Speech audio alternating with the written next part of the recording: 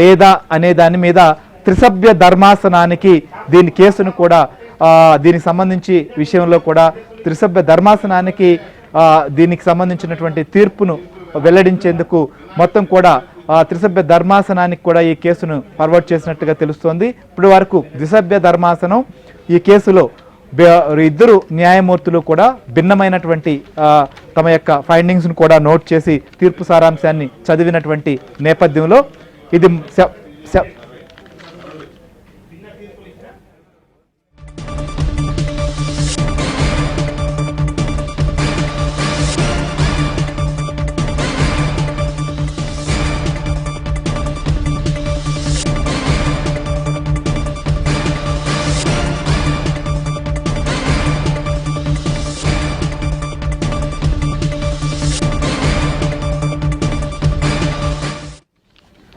Telugu Desam party అధినేత చంద్రబాబు నాయుడు సంబంధించినటువంటి 17A వర్తిస్తుందని సుప్రీంకోర్టుకు వెళ్లిన నేపథ్యంలో ద్విసభ్య ధర్మాసనం కీలకమైనటువంటి తమ యొక్క తీర్పు సారాంశాన్ని కూడా వెల్లడించింది.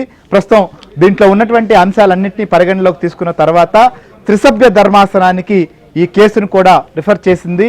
త్రిసభ్య ధర్మాసనం దీనికి సంబంధించినటువంటి వాదనలు కూడా మళ్ళీ విని దీనిపైన ఒక జడ్జిమెంట్ ఇచ్చేటువంటి అవకాశం ఉంటుంది. ఎందుకంటే 17A సంబంధించి అవినీతి నిరోధక చట్టాన్ని సవరించిన తర్వాత ఈ కేసును ఏదైతే పెట్టినటువంటి నేపథ్యంలో మొత్తం దేశవ్యాప్తంగా కూడా ఈ చంద్రబాబు నాయుడు అరెస్టు అంశం చాలా తీవ్ర కలకలం రేపినటువంటి అంశం రాజకీయ వర్గాల్లో మొత్తం కూడా ఇది ప్రకంపనలు రేపింది, మొత్తం కూడా ఒక చర్చకు దారితీసింది. సో న్యాయపరంగా దీంట్లో ఉన్నటువంటి అన్ని అంశాన్ని పరిగణలోకి తీసుకున్న తర్వాత ప్రస్తుతం దీన్ని త్రిసభ్య ధర్మాసనానికి పంపాలని చెప్పి గౌరవ న్యాయమూర్తిని కోరుతూ త్రిసభ్య ధర్మాసనం కూడా దీనికి సంబంధించినటువంటి తీర్పును వెల్లడించింది. ఎందుకంటే దీంట్లో భిన్నమైనటువంటి ఫైండింగ్స్ అనేక అంశాలు కూడా ఉన్నాయి. తీర్పు సంబంధించిన విషయంలో పూర్తిగా ద్విసభ్య ధర్మాసనమే ఉంది కాబట్టి ఖచ్చితంగా ఇలాంటి విషయాల్లో రాజ్యాంగపరమైనటువంటి ఒక చారిత్రాత్మకమైనటువంటి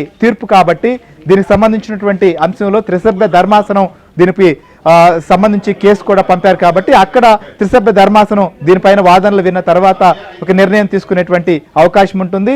సో దీన్ని గౌరవ న్యాయమూర్తి సూచిస్తూ త్రిసభ్య ధర్మాసనం కూడా తీర్పు వెల్లడించింది. ప్రస్తుతం అటు ఈ కేసు సంబంధించినటువంటి వాదనలు అన్నీ విన్నటువంటి ద్విసభ్య ధర్మాసనంలో ఉన్నటువంటి అనిరుద్ధ బోస్ అలానే బేలాయం త్రివేది ఈ కేసు సంబంధించిన విషయంలో మొత్తం కూడా స్కిల్ డెవలప్మెంట్ కేసులో అరెస్ట్ చేసినటువంటి తీరును వ్యవహరించిన తీరును కూడా తప్పుపడుతూ చంద్రబాబు నాయుడు దీనికి సంబంధించి సుప్రీంకోర్టుకు వెళ్లారు. సో చంద్రబాబు నాయుడు తరపున న్యాయవాదులు కూడా అక్కడ పూర్తిగా ఏ రకంగా జరిగాయో మొత్తం కూడా వివరించినటువంటి పరిస్థితులను చూసాం. అలానే గతంలో కొన్ని కోర్టు జడ్జిమెంట్లను కూడా ఇటు ప్రస్తావించారు. ముఖ్యంగా కర్ణాటక మాజీ ముఖ్యమంత్రి యడ్యూరప్ప కావచ్చు, మిగిలినటువంటి కేసుల్లో ఏ రకమైనటువంటి జడ్జిమెంట్లు వచ్చాయో కూడా చూశారు. అయితే ఇక్కడ గత పాలనా కాలంలో అంటే 2014-19 సమయంలో తీసుకున్నటువంటి నిర్ణయాలకు సంబంధించిన విషయం పైన స్కిల్ డెవలప్మెంట్ కేసులో చంద్రబాబు నాయుడును గత ఏడాది సెప్టెంబర్ 9న అరెస్టు చేశారు.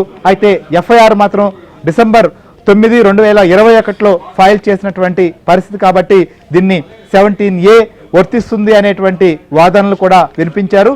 అయితే ప్రస్తుతం ఇంకొక వైపు ఈ కేసులో అటు సిఐడి తరపున కూడా తమ యొక్క వాదనలు వినిపించినటువంటి పరిస్థితులు మనం చూసాం. సీనియర్ కౌన్సిల్ అయినటువంటి ముకుల్ రోహిత్కి కూడా దీనికి సంబంధించినటువంటి వాదనలు వినిపించారు. ఫైనల్గా దీనికి సంబంధించినటువంటి కేసులో త్రిసభ్య ధర్మాసనానికి ప్రస్తుతం రెఫర్ చేసేయాలని చెప్పి గౌరవ న్యాయమూర్తిని కోరుతూ ద్విసభ్య ధర్మాసనం తీర్పు వెల్లడించినటువంటి పరిస్థితి. సో రాజ్యాంగ ధర్మాసనం వెళ్లే అవకాశం కూడా ఉందా లేదా త్రిసభ్య ధర్మాసనం దీనిపైన విచారించి మళ్ళీ నిర్ణయం తీసుకునే అవకాశం ఉంటుందా, ఏ రకమైనటువంటి అంశాలు ఉంటాయి అనేది కూడా మనం డిస్కస్ చేద్దాం. దీంట్లో ఈ తీర్పు సారాంశం మొత్తం కూడా ప్రస్తుతం దీన్ని న్యాయ ప్రముఖులు కూడా పరిశీలిస్తున్నారు. సో సుప్రీంకోర్టు నుంచి మా ప్రతినిధి కృష్ణ కూడా అక్కడ దీనికి సంబంధించినటువంటి సారాంశం పైన కూడా మొత్తం కూడా పరిశీలిస్తున్నటువంటి పరిస్థితిని మనం చూస్తున్నాం. మొత్తానికి చంద్రబాబు నాయుడు సంబంధించినటువంటి ఈ 17A సంబంధించినటువంటి అంశంలో ఒక ట్విస్ట్ అయితే అని మాత్రం చెప్పచ్చు. ముఖ్యంగా దీనిపైన 17A వర్తించదు అని ఇప్పటి వరకు సిఐడి సంబంధించి కూడా తమ వాదనలు వినిపించింది. ఆంధ్రప్రదేశ్ ప్రభుత్వం కావచ్చు, ప్రభుత్వంలో ఉన్నటువంటి పెద్దలు కూడా దీనిపైన పదే 17A వర్తించదు, అవసరం లేదు, సిఐడి చేసిందే కరెక్ట్ అనే విధంగా మాట్లాడుతూ వచ్చినటువంటి పరిస్థితి. కానీ ప్రభుత్వం వాదనలకు కూడా సుప్రీంకోర్టు అయితే మాత్రం పూర్తిగా పరిగణలోకి తీసుకోలేదు, దుసభ్య ధర్మాసనం. కాబట్టే ఇది తీర్పు అనేది